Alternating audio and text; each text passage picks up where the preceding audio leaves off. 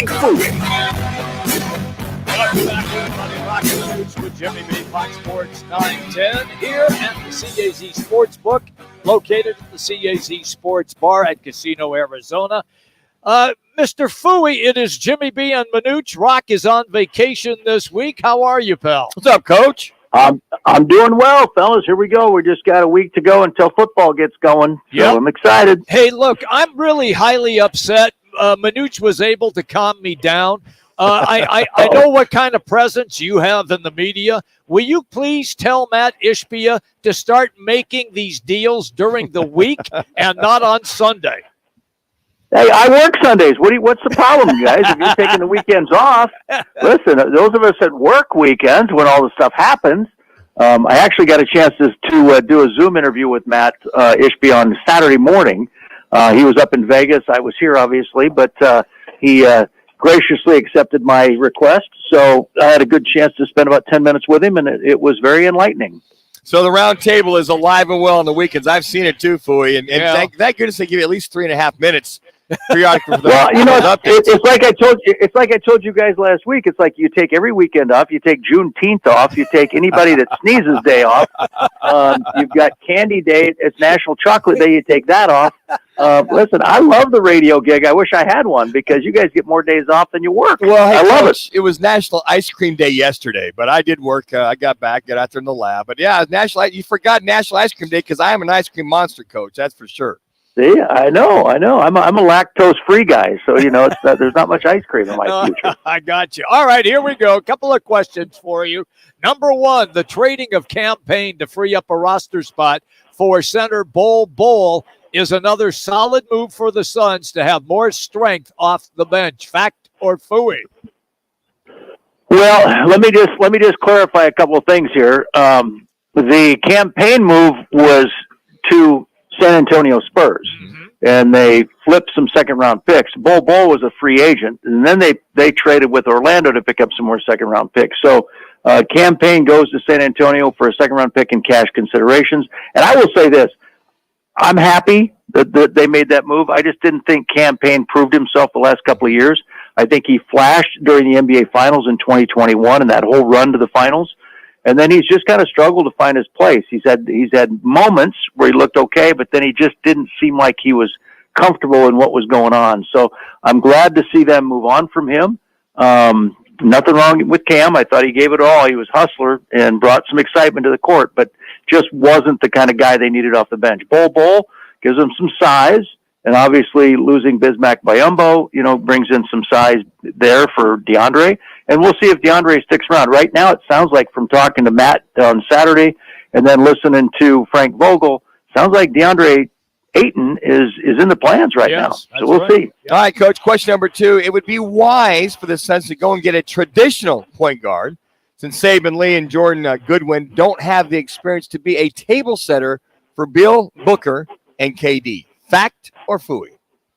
Well, Fouhy, on that, it sounds like Bradley Beal is going to be the point guard at this point, and Eric Gordon's going to come off the bench as the backup is what it sounds like. So I don't know that it's that critical. How many years have we been talking about a point guard here? Yeah. And then they went and got Chris Paul, an aging Chris Paul, who we saw in the last 3 years just couldn't stay healthy in the playoffs and didn't play a full season, and then kind of broke like glass when it came time to the playoffs. So they went and got a point guard, but he just wasn't healthy all the time. So great get for 3 years, but it just wasn't the guy they needed. So I think they're looking at maybe Bradley Beal running the point and then bringing Eric Gordon in off the bench. We'll see how it all plays out, right? There's still time in the summer. I missed your roundtable the last couple of weeks, Coach, on vacation. What's the consensus about who they have right now with the addition of Bol as their set, being this Suns team as far as having a chance of winning it all? What's the consensus been? Well, I think they're in the heat. They're in the running. I wouldn't say heat, the Miami Heat, but they're in the running for sure. And Vegas has them up there in the top 7, top 6. So, listen, getting Bradley Beal here was a big move, right? Again, Matt Ishbia continues to put all his chips in the center of the table and go all in, and now they're making it work. And he's not afraid to pay the second-tier luxury tax. So I would say that, in terms of where the Suns are, there's a lot of uphill climbing in the Western Conference right now. I'm with you on that 100%. Okay, move to baseball. With the Diamondbacks, they have lost, with the Diamondbacks losing 8 of their last 10, third place now in the NL West. Are they still buyers before the trade deadline, or could they at least maybe be a wild card team? Where are you? Buyers, sellers, Fact or Fouhy? Well, I think they're buyers. I think they're going to look to strengthen this club from the bullpen. They've got some outfielders, a stack of outfielders, guys. I don't think they're going to get anybody off the farm team. So I don't see them doing that, right? They've got Andrew Jones's kid out there in the farm system. They've got some young guys that look really good. I don't think they're going to give any of those up. Listening to Mike Hazen, got a chance to talk to him a couple of weeks ago when the MLB Combine was here in town. But they've got some outfielders. Listen, they've won 4 out of their last 14. They're 4 and 10 in their last 14 games. Yeah, and 2 and 8 in their last 10. They lost 4 in a row. Not the way you want to come out of the All-Star break or go into the All-Star break for that matter. I thought maybe they would get a little juice, taking a couple days off. But the All-Star break isn't what it used to be, right? You used to get a full week off. Now it's just a few days. But, it's disappointing. Now they go to Atlanta and then to Cincinnati. This is not an easy road trip, man, after getting swept up in Toronto. So they got their work cut out for them. But they're missing Merrill Kelly, too, right now. But I would say they'd be a buyer, and they're likely looking for some help in the bullpen would be my guess. Yeah, McGruff. He's scuffling right now in reference to what he's been the last time. All right, Coach, let's give Jimmy B a little love since he's the ex-tennis player. With his Wimbledon win, Carlos Alcaraz will be the odds-on favorite for years to come in winning Grand Slam events. Fact or Fouhy? Yes, I got a chance to watch that yesterday. Of course, here at the office. Early mornings, long days, but he's an exciting young player. 20 years and 72 days or something. So youngest guy, and the first time since 2002 that somebody not named Novak Djokovic, and go down the list of all the guys. But there's about 4 guys that have won every Wimbledon since 2002. So he's solid. I mean, he was an exciting player. Didn't back down to Novak Djokovic, and so I would say fact to that one.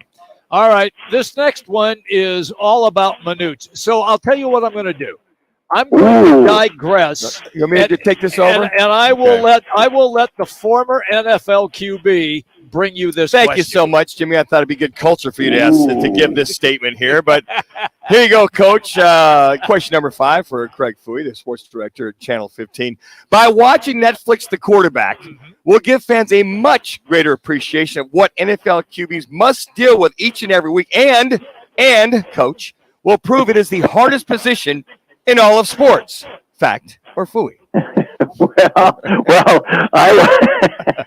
I will say fact because, and not because of Netflix, The Quarterbacks. Now, I love the series. It was great, Coach. I got through shows 1 and 2. I'm through shows 1 and 2. I haven't watched the whole thing yet, but I got 1 and 2 down behind me and now under my belt. But I have said this for decades, and having been a former football coach, there's not a more difficult position in all of sports to play or a more critical position to team success than the quarterback, right? You can talk goalie in hockey, but you got backup goalies that can come in and help out. Pitcher in baseball, but he only pitches once every 5 days, so that ain't it. Point guard in basketball, center in basketball, probably not.